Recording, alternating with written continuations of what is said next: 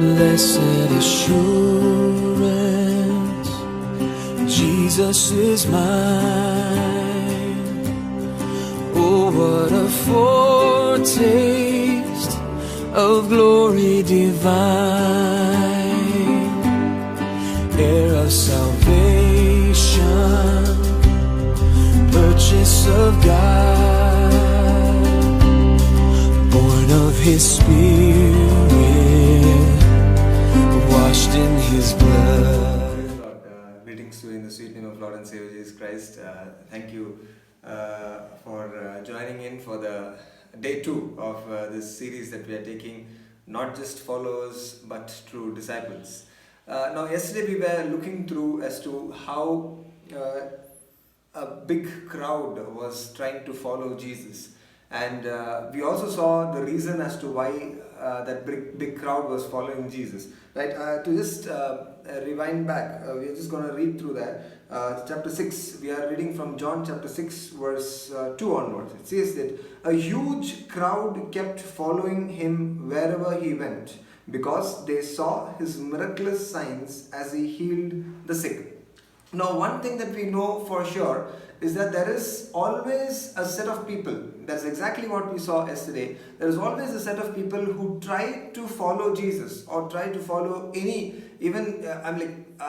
I'm saying here in this context, there was literally Jesus there, right? Now, as of now, one thing that we read from John chapter 20, we read this wherein Jesus coming after His resurrection, He comes and shows Himself up to the disciples, and at that very point of time, Thomas was not there when the first time Jesus showed Himself to all the disciples, and Thomas said, unless I put my finger into His nail, into the palm where there was the nail mark, I won't believe. And the next time when Jesus comes, there was Thomas sitting there, and then Jesus tells him, put your hands, here is the marks, put your hands through this nail mark.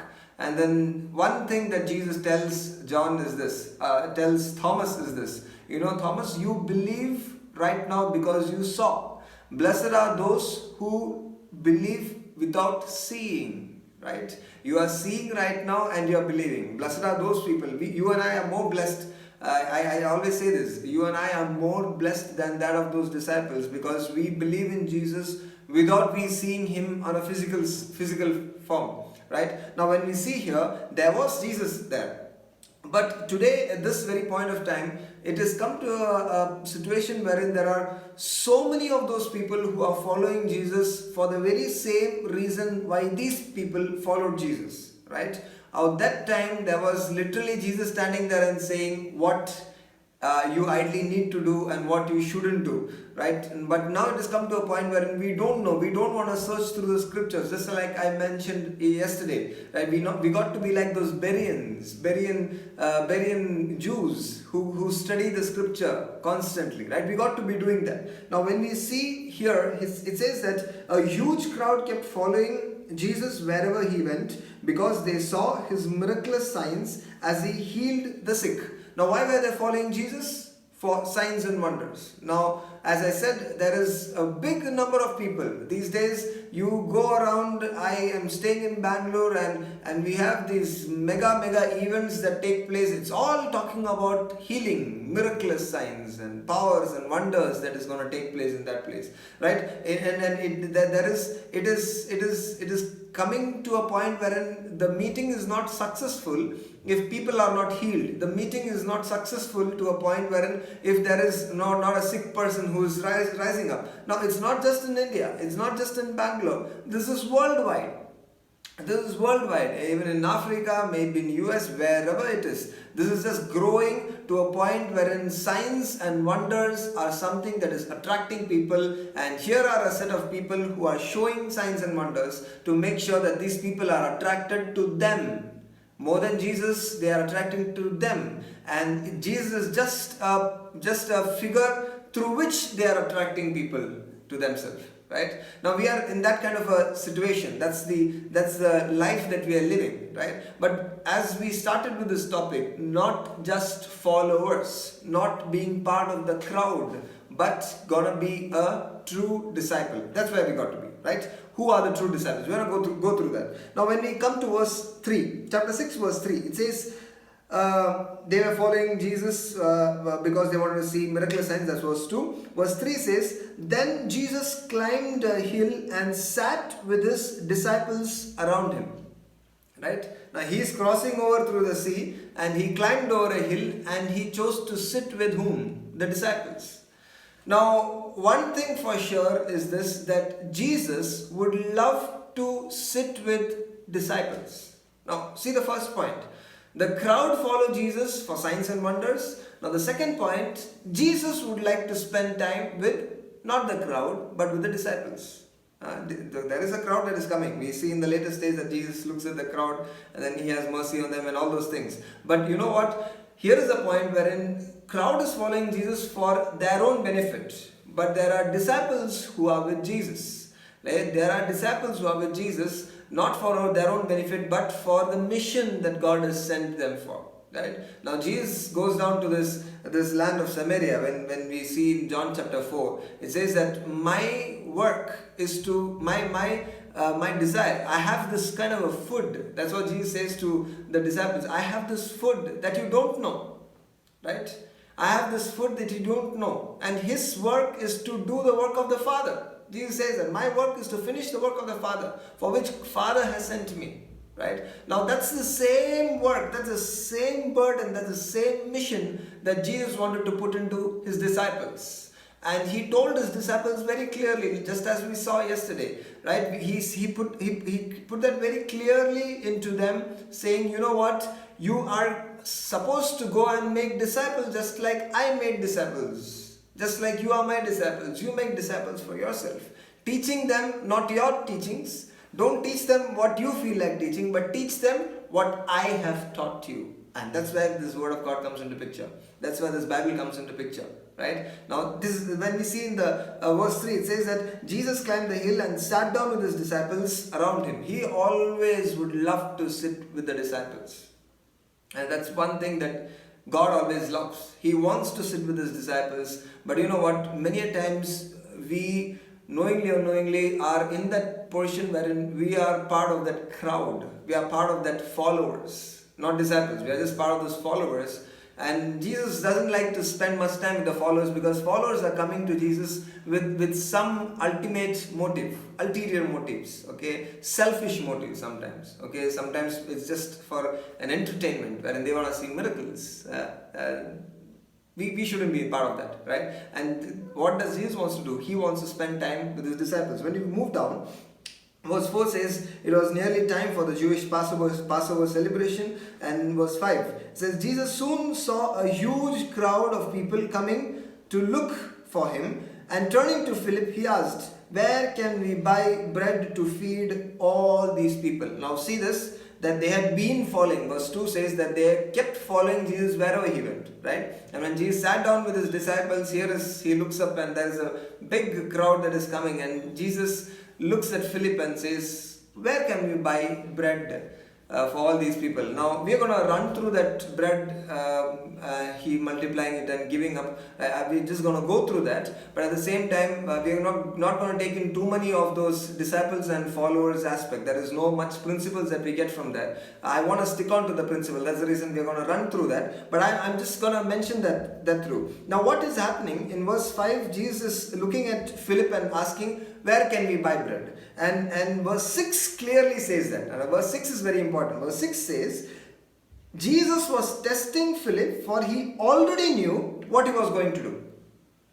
Who was Philip? Philip was the disciple of Jesus, right? Now, you and I, if we are part of those group who is called the disciples of Jesus, you know what? There will definitely be testing that will come into our life.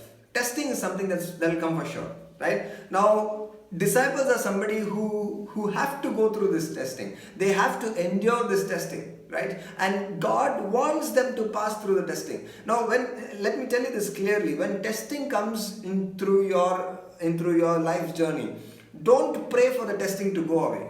And this is a wrong prayer that's been going around. I want to take you to also James. Let's turn to James. When we come to James chapter 1, Now, you and I know who James is, right? Even very much in the book of John, we see that James is asking. James is the brother of Jesus, and he's telling Jesus, if you want to become famous, you need to go into those marketplaces and start to do all these miracles and signs and wonders, right? But when we see after Jesus was resurrected and after Jesus ascended into heaven, we see that James, who received the power from up above, he realized that he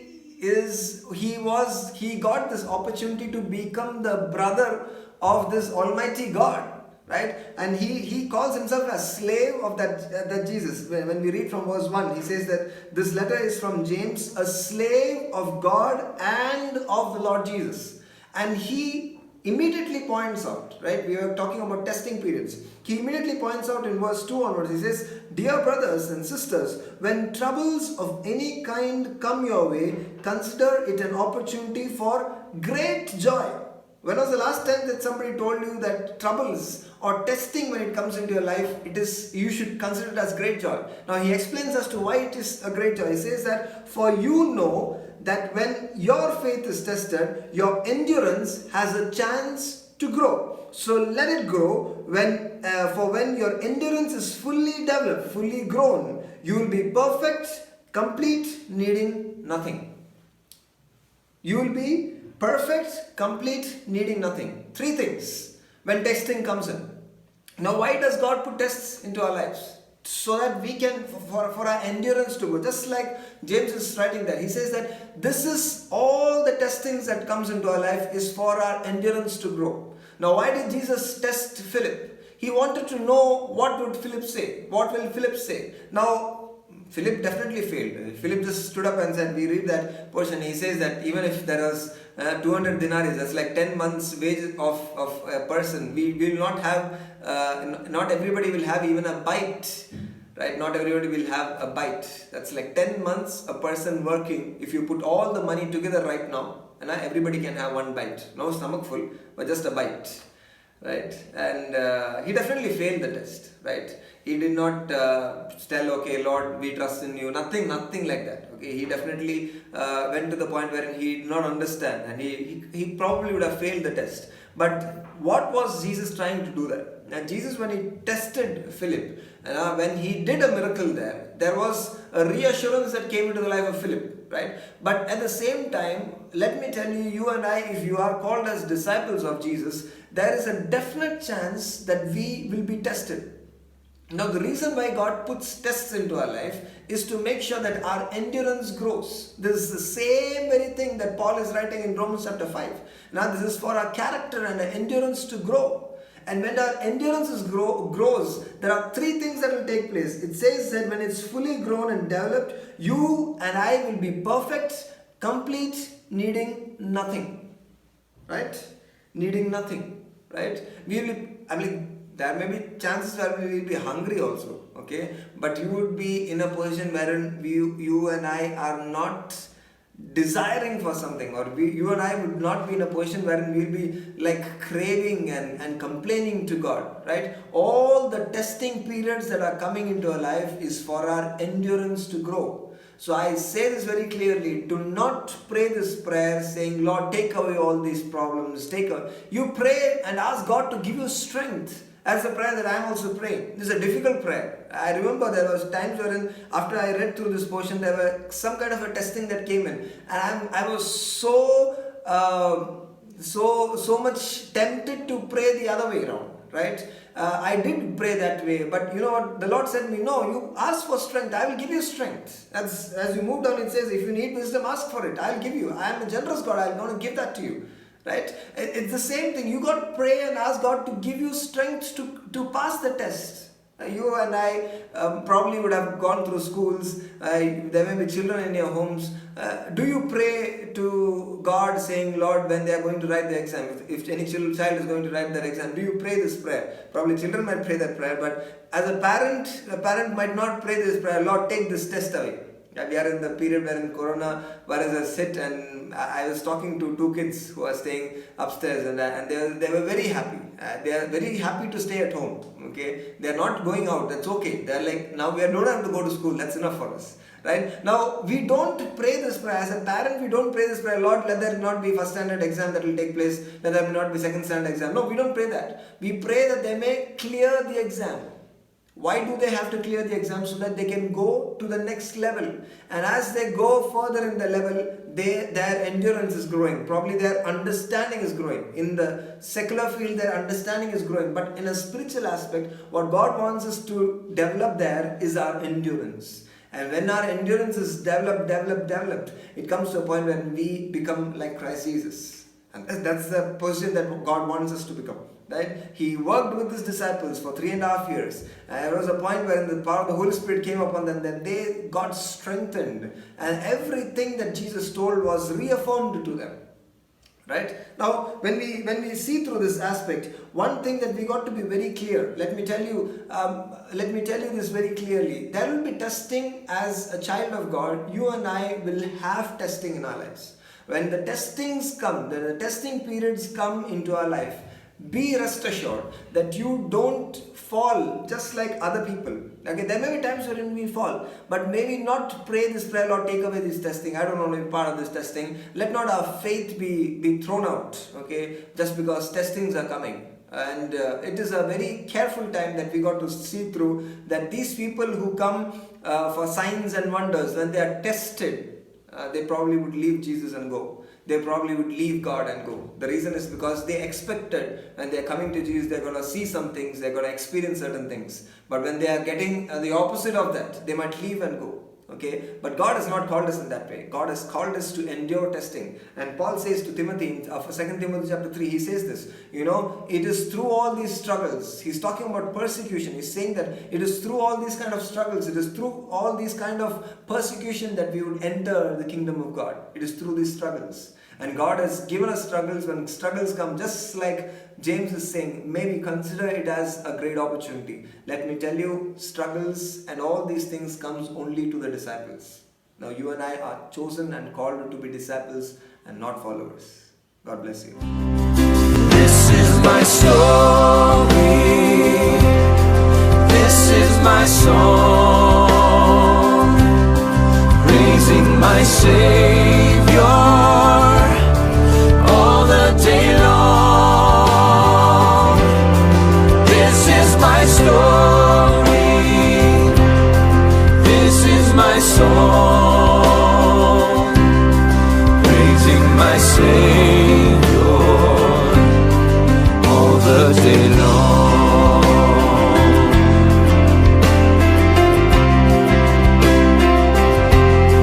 Perfect submission, perfect delight, visions of rapture now burst on my sight. Angels descending, ring from above, echoes of mercy, whispers of love. This is my story. This is my song. Praising my Savior all the day long. This is my story. This is my song. Praising my Savior all the day long.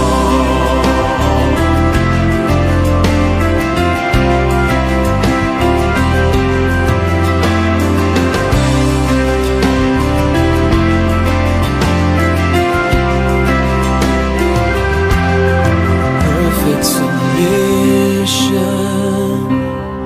all is at rest. I and my Savior am happy and blessed,